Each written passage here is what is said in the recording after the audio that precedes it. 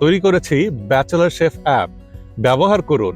বাসায় রান্নাঘরে কি আছে কি নাই তার লিস্টটা যদি দিয়ে দেন, সেই লিস্টের উপর ভিত্তি করে ব্যাচেলর শেফ তৈরি করে দিবে আপনাকে মজাদার খাবার।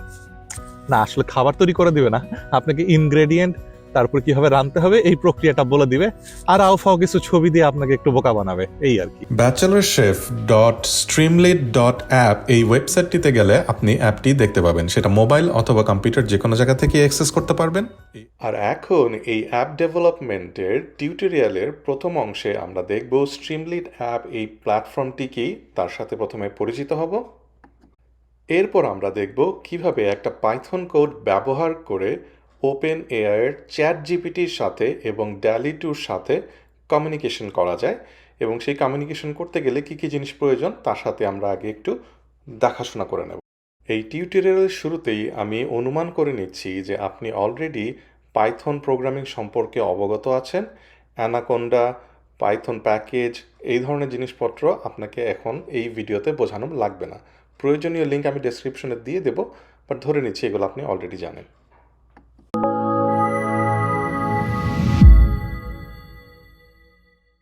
এখন প্রথম কাজ হলো একটা টার্মিনাল উইন্ডো ওপেন করা। সো আমি অ্যানাকোন্ডা নেভিগেটর থেকে একটা নতুন টার্মিনাল ওপেন করলাম, এবং সেই টার্মিনালটি ওপেন করার পরে একটা ফোল্ডার ক্রিয়েট করলাম যেখানে আমি আমার অ্যাপটিকে হয়তো রাখবো, এবং সেই ফোল্ডারটিতে একটা ভার্চুয়াল এনভায়রনমেন্ট তৈরি করব আমি।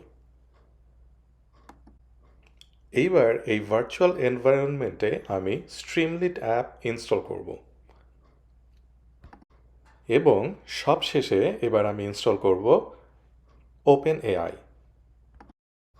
বাড়তি প্যাকেজ হিসেবে আমরা এখন ইনস্টল করব plotly.express। এর কারণ হচ্ছে আমরা DALL-E 2 থেকে যে ছবিটা পাই সেটা প্লট করার জন্য আমি plotly express ব্যবহার করেছি। এবার আপনার পছন্দ মতো যে কোনো একটি পাইথন কোড এডিটর ওপেন করে সেখান থেকে একটি নতুন ফাইল ক্রিয়েট করুন। এক্সাম্পল হিসেবে আমরা নাম দিয়েছি home.py। এটাকে আমাদের ডেস্টিনেশন ফোল্ডারে আমরা রাখব, রেখে ইম্পোর্ট OpenAI এবং ইম্পোর্ট streamlit.st এই দুটো কমান্ড ইউজ করব, কারণ আমাদের এই দুইটা প্যাকেজ প্রয়োজন হবে। অ্যাপের অ্যাড্রেস বারের যদি কোনো টাইটেল রাখতে চান তাহলে এই কমান্ডটি ব্যবহার করতে পারেন। অ্যাপটি এবার পেজটিতে যদি একটা টাইটেল ক্রিয়েট করতে চাই তাহলে আপনাকে এই কমান্ডটি ব্যবহার করতে হবে। লক্ষ্য করতে হবে যে এই কমান্ডটিতে আমি এসটি পরে ডট দিয়ে যদি সাইড বার কমান্ডটি ব্যবহার করি তাহলে যা আমি অ্যাড করছি তা একটা সাইড বারে গিয়ে অ্যাড হবে। যদি সাইড বার শব্দটি না দিতাম তাহলে জিনিসটা পেজের সেন্টারে এসে অ্যাড হতো। এবার অ্যাপটি রান করার জন্য আমরা যেটা করব, ভার্চুয়াল এনভায়রনমেন্টে থাকা অবস্থায় স্ট্রিমলিট -run-home.py লিখে এন্টার দিলেই এটি ওপেন করা শুরু করবে একটা ব্রাউজারের মাধ্যমে, এবং সেখানে দেওয়া আছে লোকাল ইউআরএল কোনটা। যদি কোনো কারণে ব্রাউজার ওপেন না হয় তাহলে নিজেই সেটা ওপেন করে নিয়ে দেখতে পারবেন।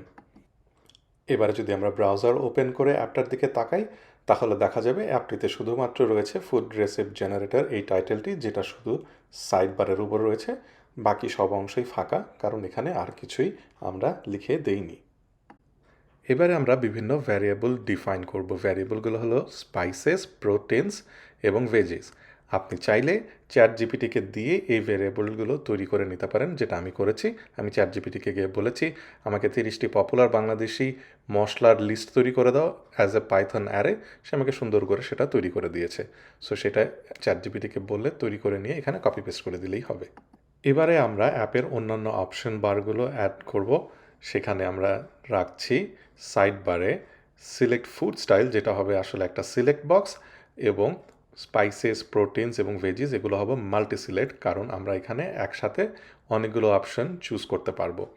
এবং সব শেষে থাকছে একটা ইনপুট টেক্সট ফিল্ড, যেখানে আমরা আসলে অ্যাডিশনাল আইটেমগুলো অ্যাড করতে পারবো। পছন্দ মতো ডিফল্ট ভ্যালুগুলো সিলেক্ট করে দেওয়ার পরে আমরা যদি এখন অ্যাপটি ওপেন করি সেখানে আমরা রিরান অপশন দেখতে পাবো, অথবা অলওয়েজ রিরান দিলে আমি যতবার কোডটাতে এডিট করব ততবার পেজটি আপডেট হতে থাকবে। এবং এখন আমরা যদি গিয়ে দেখি তাহলে আমাদের অপশন বারগুলো তৈরি হয়ে গিয়েছে। আমরা কোন স্টাইলের ফুড নিতে চাই, কোন ধরনের স্পাইসেস ব্যবহার করতে চাই, এই সব কিছু লিস্ট তৈরি হয়ে গিয়েছে যেভাবে আমরা ইনপুট দিয়েছিলাম। আর ডিফল্ট ভ্যালুগুলো পেজটি লোড করার সবার শুরুতে দেখাবে। এবারে আমরা করব সবচেয়ে গুরুত্বপূর্ণ কাজটি। আমরা জানতে চাই যে চ্যাটজিপিটিকে কিভাবে একটা প্রম্পট প্রোভাইড করলে সে আমাকে সুন্দর একটা রেসিপি তৈরি করে দেয়। সুতরাং আমি যে প্রম্পটটি দিতে চাই তার একটা আউটলাইন তৈরি করেছি এবং ভ্যারিয়েবলের জায়গাগুলোতে আমি আমার পছন্দ মতো কিছু অপশন, ডিফল্ট অপশন অ্যাড করে দেখতে চেয়েছি যে আসলে চ্যাটজিপিটি কীরকম রেসপন্স করে।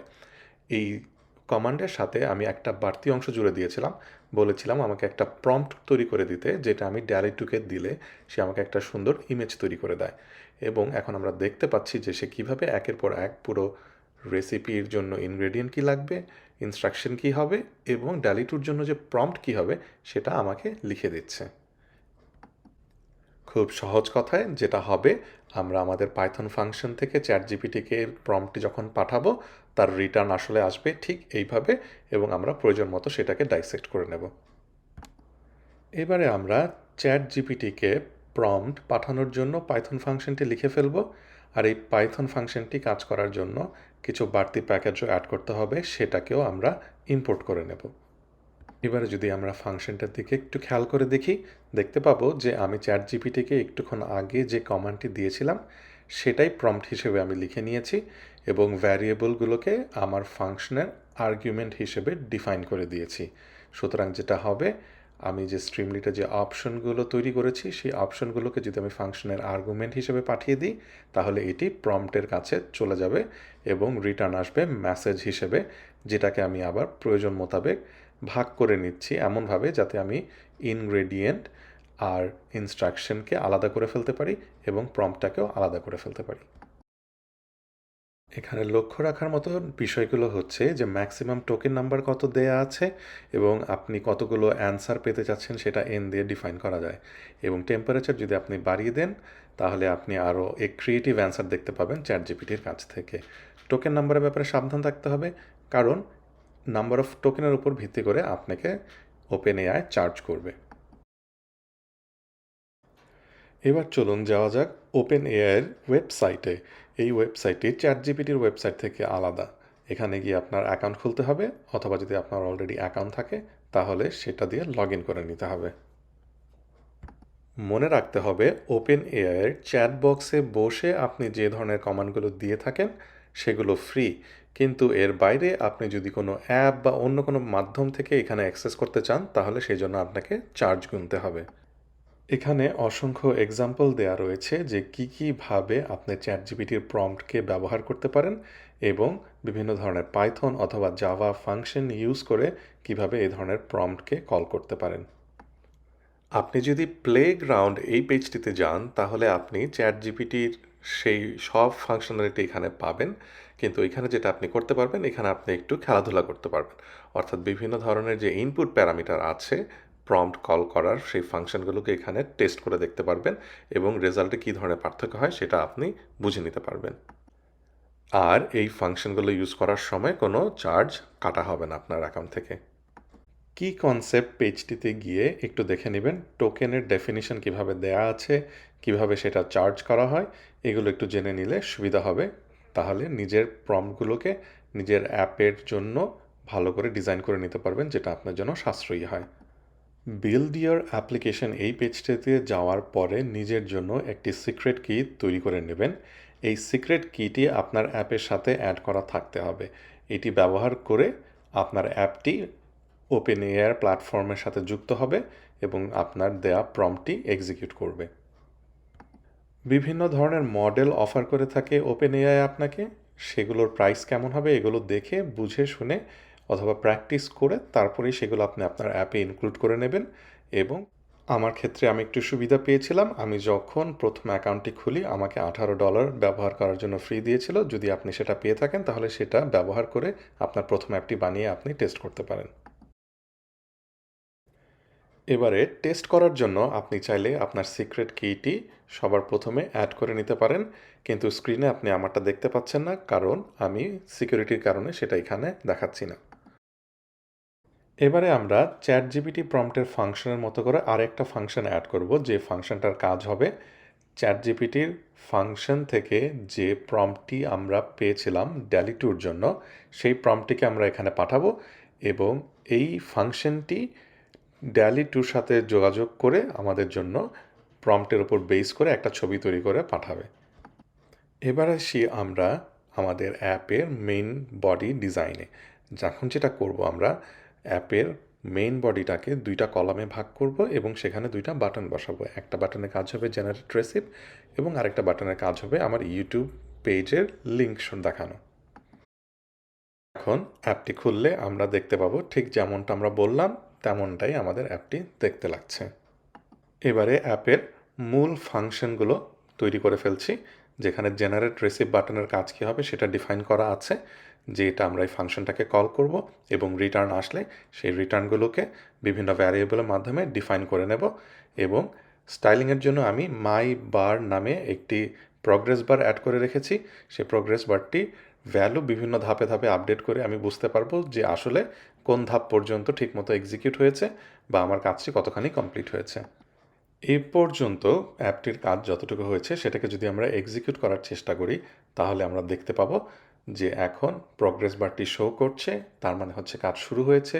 উপরে রানিং দেখা যাচ্ছে, তার মানে হচ্ছে অ্যাপটি কাজ করছে ব্যাকগ্রাউন্ডে, চ্যাটজিপিটির সাথে কমিউনিকেশন করছে।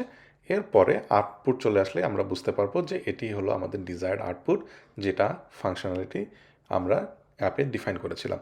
কিন্তু এই পর্যায়ে আমরা এখনও DALL-E 2 সাথে যোগাযোগ করিনি, সেই অংশটা আমরা একটু পরেই অ্যাড করছি। DALL-E 2 জন্য ফাইনাল কোড স্নিপেটটুকু যদি অ্যাড করে দিই, তারপর যদি আমরা অ্যাপটাকে এক্সিকিউট করার চেষ্টা করি, দেখা যাবে এবার রেসিপির সাথে DALL-E 2 থেকে পাওয়া ছবিটিও দেখাচ্ছে এবং একটু সুন্দর বেলুন উড়ে দেখালো যে কাজটা শেষ হয়ে গেছে। আপনি চাইলে আপনার এই অ্যাপটিকে স্ট্রিমলিটার ক্লাউডও হোস্ট করতে পারেন, যেমনটা আমি করেছি।